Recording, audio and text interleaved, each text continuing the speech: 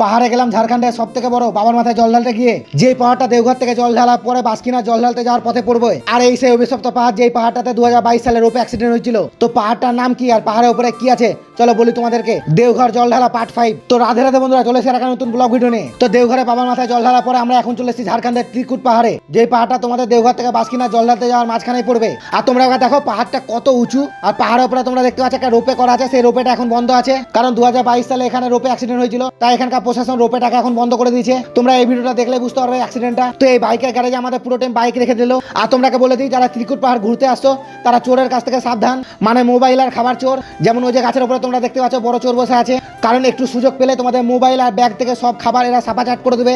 আর এখান থেকে পাহাড়ের টোটাল ভিউটা দেখো কত সুন্দর লাগছে দেখতে। আর এই পাহাড়টা এতটাই উঁচু যে এখন মেঘ নেই, সেই মেঘ ডাকলে পুরো পাহাড়টাই মেঘের মধ্যে ঢেকে থাকে। তো তোমরা কে কে এই পাহাড়ে এসেছো অবশ্যই কমেন্ট করে জানাবে। আর তোমরা না আসলে একবার ঘুরে যাবে এই পাহাড় থেকে। তারপর আমরা সিঁড়ি দিয়ে পাহাড়ের উপর উঠতে শুরু করলাম। আর যতদূর সিঁড়ি আছে ততদূর সিঁড়ির পাশে এরকম ভাবে দোকান লাগা আছে। তো এই পাহাড়ে প্রচুর পরিমাণে বাঁদর আছে, তাই যারা এই পাহাড়ে এসে মোবাইলে ভিডিও বানাবে ভাবছে সাবধানে ভিডিও বানাবে, কারণ বাঁদরে মোবাইল কেড়ে নিয়ে চলে যায়।